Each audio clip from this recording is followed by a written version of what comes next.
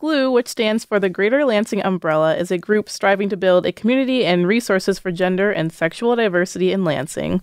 And so tonight we have representative from GLU, Zoe Steinfield, to talk about the many groups, many activities that GLU is doing in the community. Also, to her right, we have Darnell Jones and Brayden Misiolek, part of Transcend the Binary, who have joined with GLU. Transcend the Binary is a nonprofit organization from Ferndale with a goal to connect people with trans affirmative resources. So first, thank you all for coming today and joining me. So first, to start with you, Zoe.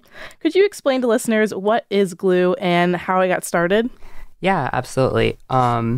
So GLU got started by myself and others in the Lansing area who were concerned that there was not enough of a community presence in Lansing for LGBTQ people, especially people within that population who are further marginalized. You know, people who are transgender, people who are people of color, people who are poor. So there's not a lot of options. And I had recently graduated from MSU, where there's like 13 or so student groups and a resource center.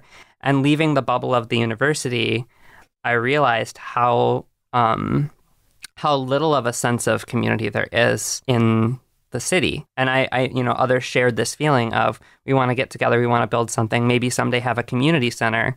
But first off, we wanted to create this sort of group that would feel central to people, where there would be activities that were open to everyone, that wouldn't just be for certain identities or, people with certain levels of income.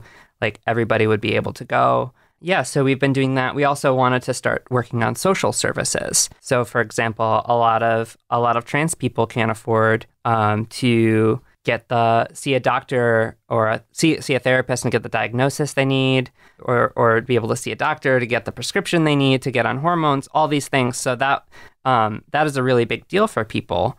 And while I was looking for a model for helping people get on hormones, simultaneously, Darnell was over in the Detroit area looking to expand his model to do the exact same thing. So somebody connected us, and that's how we sort of partnered.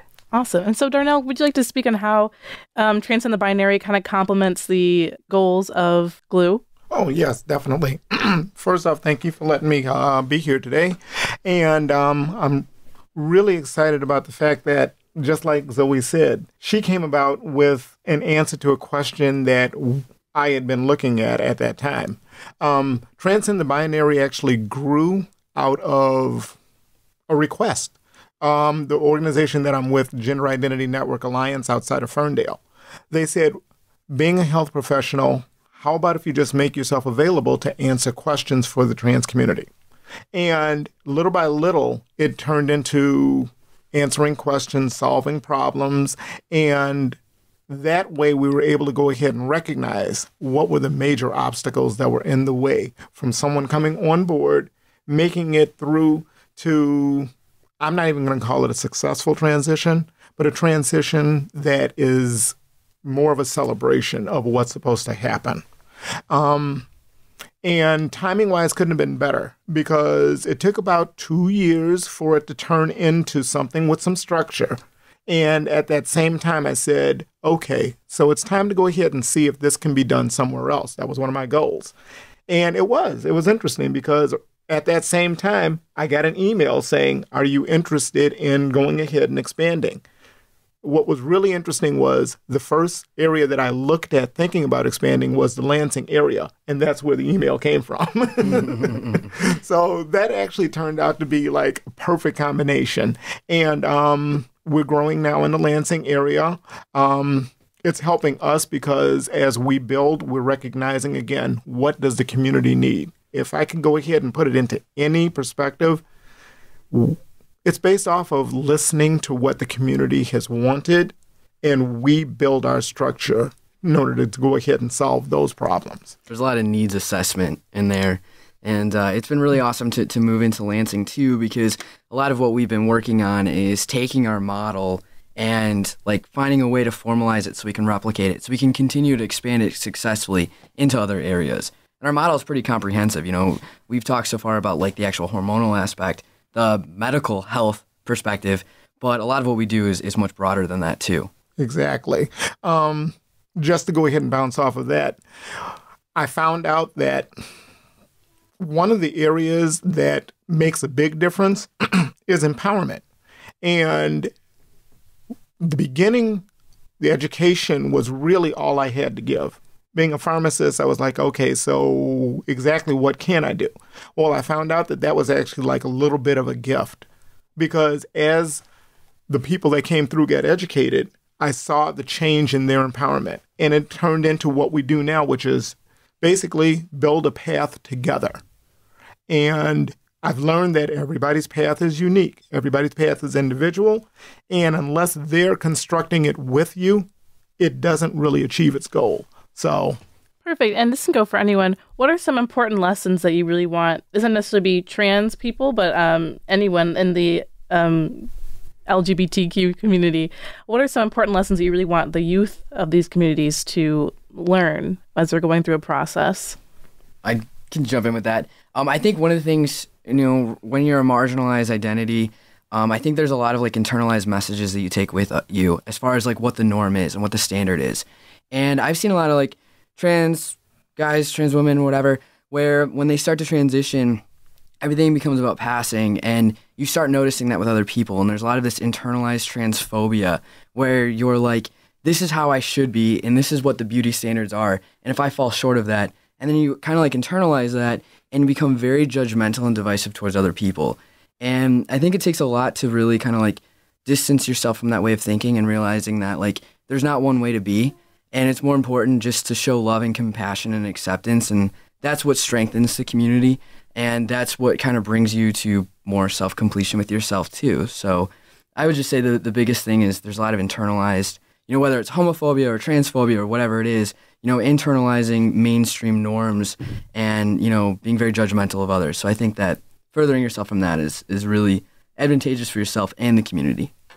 Yeah, I think that's actually one of the goals of GLU is sort of creating a space for us to exist outside of those mainstream norms. That's great. Yeah, and like a lot of our events, you know, some people might wonder why it's important to have an LGBT, you know, not exclusive, but centered event. And it's really because until you have it, you don't realize what you were missing by being out in a sort of heteronormative universe. So, for example, our most recent and most successful in terms of turnout event was a comedy show where a bunch of local LGBTQ identified comedians came together to tell jokes, and it was open to the public, and there was huge turnout. And the reason that I had the idea for the event, I found out that one of my trans guy friends was a comedian, and I was like, oh man, that would be great to have this happen, because so often in the world of like comedy, LGBTQ people end up being the butt of the joke. You kind of get used to it after a while, and like, you know, you're like, okay, when's the transphobic joke coming? And I just wanted to create a space where we could, you know, relax like we're supposed to when we're trying to laugh and not have to worry about like more abuse. Mm-hmm. So that's what I was thinking of when I created, you know, when I organized the event, was that this would be a great thing for the audience to, you know, just be able to relax and enjoy laughing together. Right. And it was, but one thing that I didn't even think about was for the comedians. It was actually a really empowering event for some of them. They told me that it felt really, you know, a relief to be able to tell jokes about their lives that the audience was going to get, like that they were going to understand and be able to laugh along with. So it was really, in a lot of ways, it's a great way to like see our stories reflected in each other and draw power from that. Right. As I did go to that, I was at the Avenue, 2 Saturdays ago? It was the day after the equal marriage legislation passed. And it was a great time. I think everyone was just happy to be there to celebrate the legislation, but also just like you said, that space. And I know, Darnell, you were also there. Do you have anything you'd like to add about your experience? Yes. It was, I went there and I was really happy that I got the invitation to go there. I had a chance to bring me and my daughter. And what started off as being there as a show of support actually ended up being this wonderful evening. I know that there were times there where I was the loudest one laughing. I know this emphatically. But to kind of couple on what Zoe said, it was really neat to go ahead and hear the comedians be able to talk basically in their world about their world. And I could actually see that release happening. I was not aware that it was that unique because, in all honesty, I was thinking to myself, it would make sense to go ahead and always have these forums where it's safe to go ahead and express yourself that way. How does that fit in with what we do? Well, one of the major things that Transcend thinks about all the time is everything leads to a healthy transition, and holistic health is every single part of it. That fit in perfectly. Exactly what happened there, that laughter in that release. Mm-hmm. And speaking of health, and I know education's a big deal with Transcend the Binary, I know Brayden was talking with me earlier about, I asked you guys if you had ever thought about implementing some of the education you guys do with Transcend the Binary into schools around the Ferndale area or just in Michigan in general. How is that going, or what is that kind of conversation? That's one of our really exciting initiatives for this year. We've got a core team right now working on what we're calling youth development programming.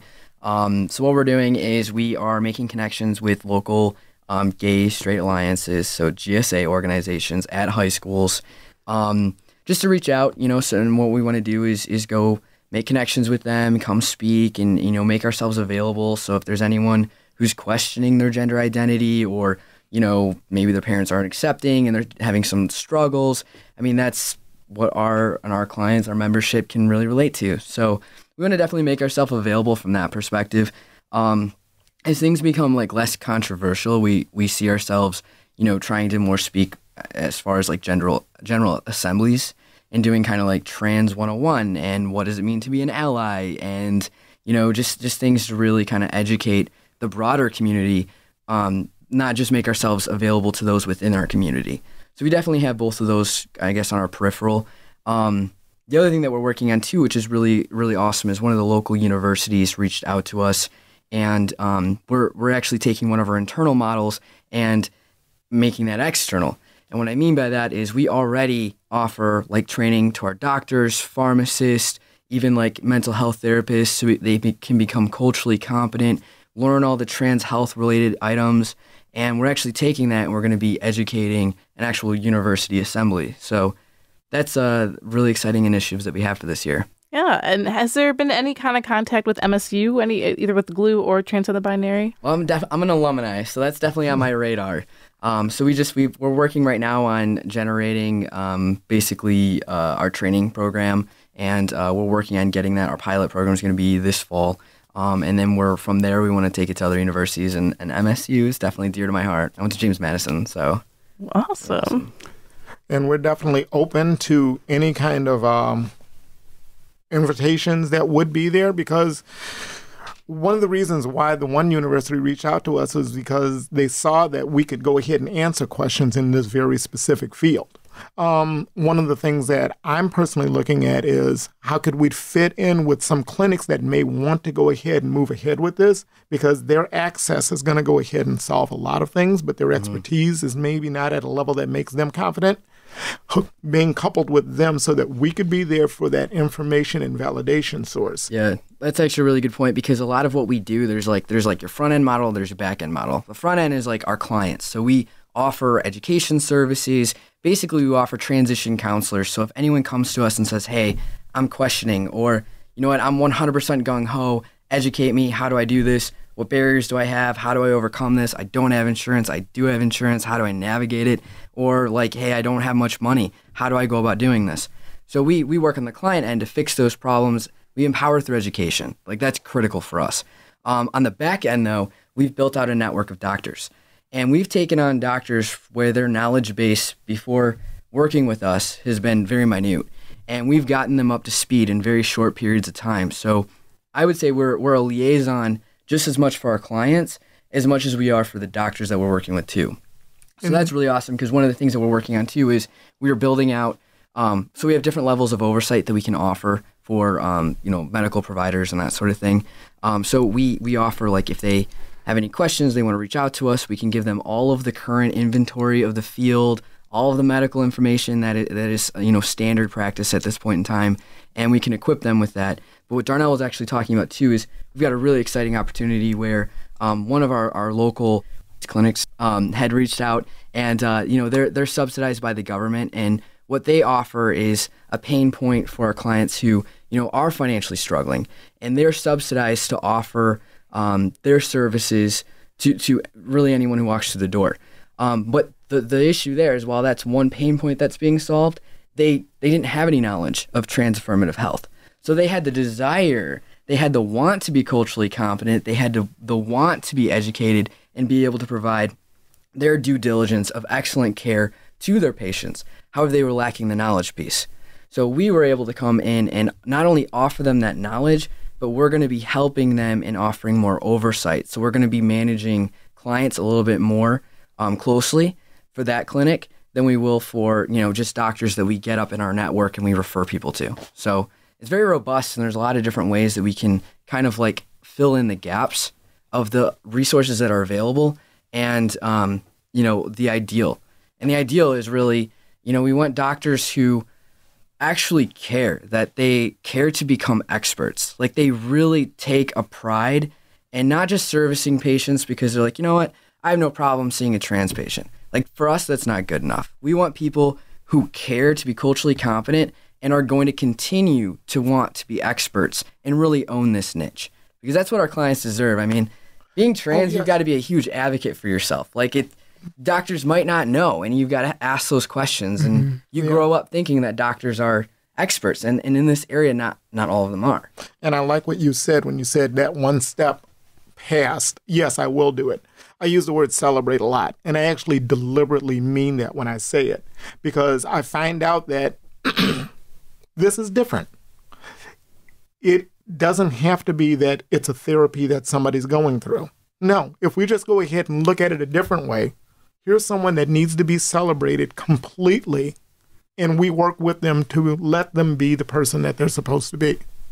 And everybody on board, if they have that exact same outlook, we're going to do what we're supposed to do, holistically help that person. The personal well-being, it's the mental health component there too, because you've got a lot of society who's going to judge you and alienate you and all that type of stuff.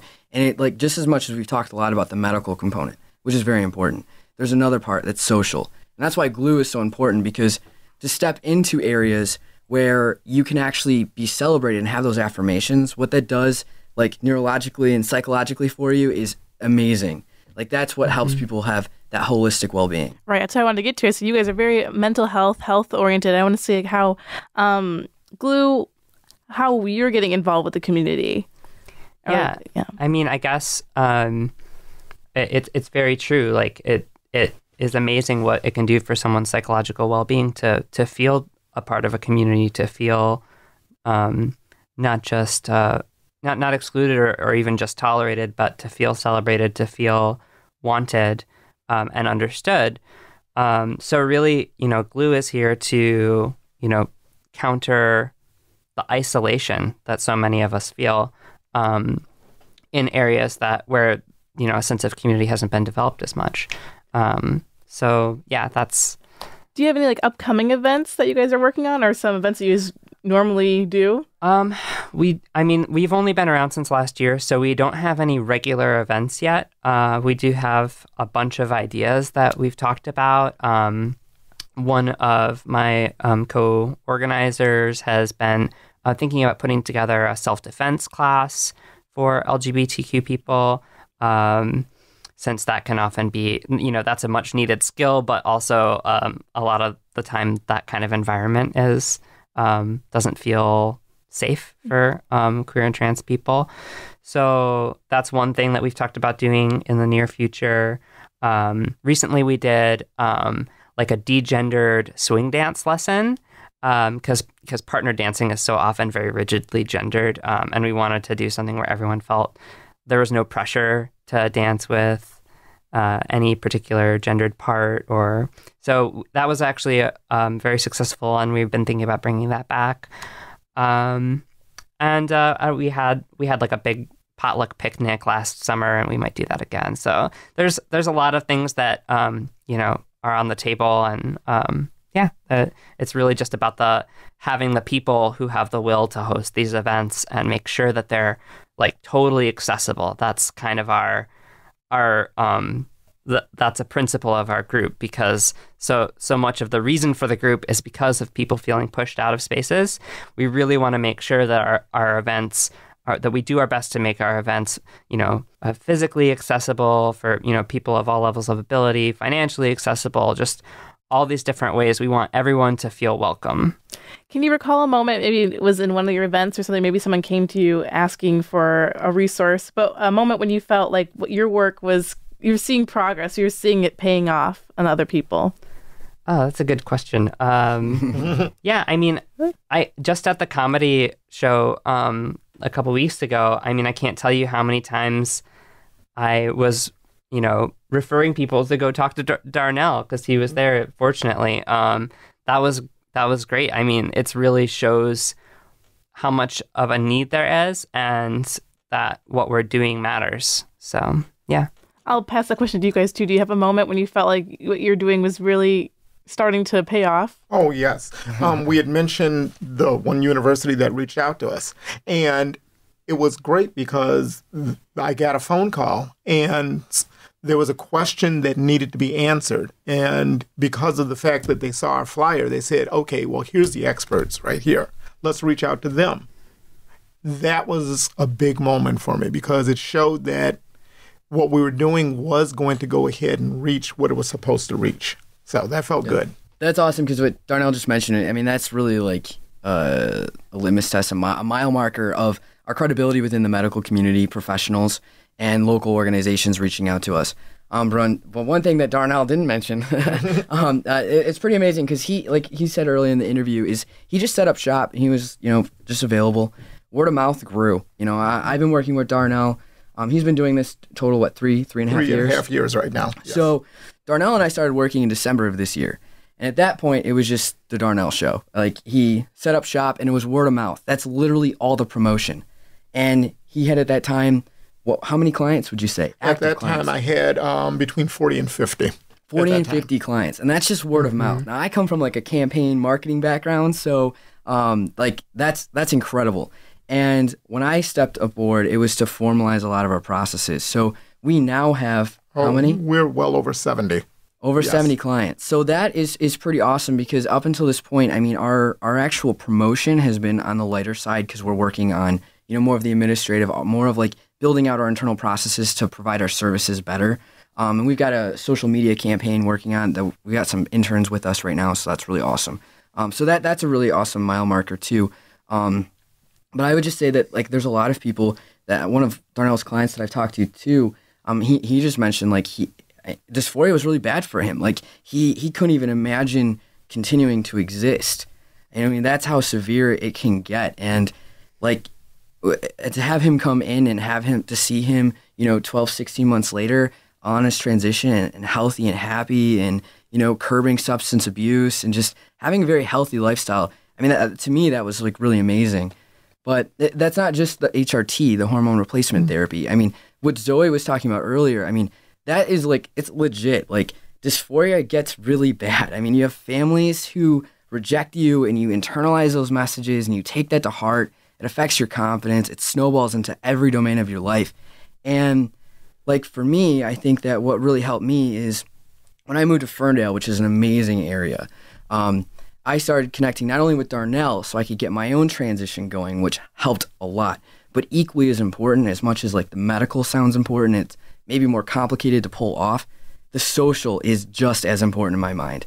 And one of the organizations that we partner with too in the Ferndale area, it's called FTM Detroit, and they're all about social events and just creating a brotherhood. And even though they're just doing social events, and that seems like, oh, well, maybe that's not doing as good. Like, I got one of the guys there. He's always like, oh, well, what you guys are doing with Transcend is just so much more important. And I'm like, no, that is absolutely not true, because if you don't have that belonging, if you don't have people around you validating your gender identity, it takes a while before you start to kind of like pass. It takes a while before like people, normal society recognizes you at that. And it just helps like take this thing that you've always wanted and cement it and make it real. So what Zoe's doing is amazing for the Lansing area. I couldn't agree more. I think about the other organization that I'm associated with, Gina, and the same conversations kind of come up, but I'm there telling them, no, what we do, our Day of Empowerment, we're doing one that's going to be focused on art. We're doing just workshops that have to do with community building and cultural enrichment. To me, that's really where that next step is supposed to be anyway. I go ahead and I fill in some nuts and bolts. But to say that to me is kind of like, okay, that's step one. In order to go ahead and make that situation where you're the person that you're supposed to be, this celebrated person, we fill you up with people stuff. And that's the important thing in my mind. Now, this next question, I feel like you guys have already answered it, but what does the future hold for your guys' organizations? Okay, right now we're trying to sort of build the foundation of a sense of community. And as a long-term goal, we would like to see a community center in the Lansing area, because there isn't one right now. I mean, right now, the closest thing is the Resource Center, which is, on the third story of the Student Services building on MSU's enormous campus. So that's not really something that, it feels, it's like there's a sort of distancing there from the wider community. And so that would be something that I would love to see happen in the future, but we're still sort of drumming up support and letting people know we're here and trying to grow bit by bit. Yeah. So, I mean, we talked a little bit of the programs. So we've got like training and actually education series that we are working currently on doing. We're also working on completing some research with another local university, which that's been really awesome. And as much as like I guess there's two ways to answer this question. First of all, we want to move towards sustainability. Every conversation that Darnell and I have is towards making this thing so it can continue to function and continue to be their established cornerstone for the community and continue to live on. So we're looking at grants, we're looking at partnering with local organizations. We're trying to like strengthen organizations in the area. That to me has been really important because there is a lot of divisiveness. So we're trying to like lead by example by being above that and really partnering with other organizations and like strengthen that fabric. But we're looking at grants, funding, so we can continue that sustainability.